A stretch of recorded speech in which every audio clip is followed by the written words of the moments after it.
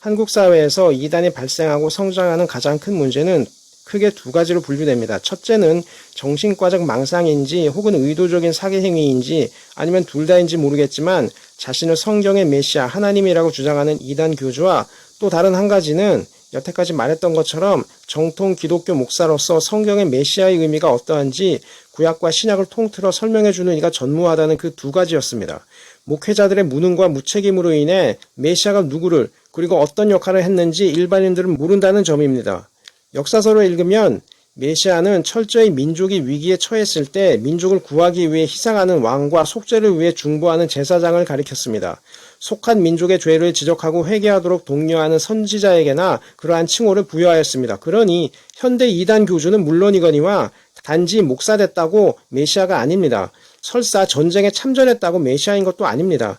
만약 신앙에 있어서 그리고 희생적인 역할에 있어서 책임을 다하지 않으면 자격을 박탈당하고 하나님의 심판을 받는 자리입니다. 그 사실만 인지했더라도 자신을 메시아라 주장하며 여성들과 무분별한 성관계를 즐기는 일부 기독교 교단 목사나 이단 교주는 한마디로 사기꾼일 뿐이라는 사실을 곧바로 깨닫습니다. 당시 왕정제도에나 있었던 왕에 대한 권위를 자기에게 주셨다는 얼토당토 않는 주장을 하는 이들은 이 땅에서도 저 세상에서도 그 행위에 대한 심판을 받아야 합니다. 그렇다면 우리는 베드로를 비롯한 당시 유대인들의 심리를 이해할 수 있습니다. 베드로는 하나님을 믿었고 예수님의 메시아이심을 믿었는데 왜 십자가 고난을 거부했겠습니까?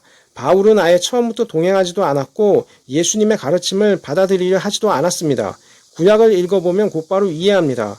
바로 그 점에서 역사성과 예수님의 예언의 능력을 찾을 수 있습니다. 예수님께서 지적하셨던 자신이 수행해야 할 메시아의 사명은 주어 동사 목적어가 명확한 한 문장에 들어있던 예언이 아니라 여러 선지서와 시편에 부분 나누어져 있는 문장을 하나둘씩 가져와서 자신의 삶에서 이루어질 것이라는 예언에 끼워 맞추셨습니다. 그렇게 수수께끼처럼 맞추는 해석을 한 이는 여태껏 어디에도 없었습니다.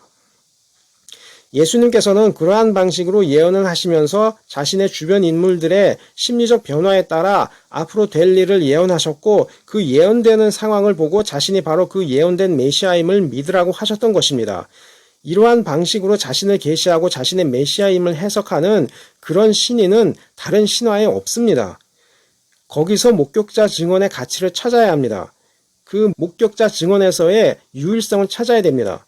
그 사역은 정치적 성공을 이루어서 왕권을 세우는 메시아가 아니라 십자가에 죽으시고 부활하셔서 속죄와 구원을 완성하실 신적인 메시아의 사명이었습니다. 자기 희생으로 속죄를 완성하여 모든 믿는 이들에게 구원을 주시려는 목적이었습니다. 그것이 기독교의 메시아 해석입니다. 예수님께서 그렇게 말씀하셨다고 전했던 제자들의 말을 그대로 믿는 것입니다. 사업으로 경제적 부를 쌓는 것도 아니고 여러 여성과 성관계를 무분별하게 갖는 것도 아니었습니다. 현대 이단 교주와 일부 개신교 목회자들은 바로 그것을 원합니다. 적어도 돈에 있어서는 이단과 교회는 하나입니다. 속죄를 위해 이루신 것은 예수님이시니 믿기만 하면 우리 쪽에서의 행위는 얼마나 악하다 하더라도 상관없다는 이단적 해석을 가르치는 것입니다. 목회자들이 죄를 짓고도 회개하지 않는 이유, 이단 교주들을 적극적으로 비판하지 않는 이유도 다 거기에서 찾을 수 있습니다. 같은 영을 받았기 때문에 적어도 돈을 관리하고 소유하는 행태는 같기 때문에 비판할 수 없는 것입니다.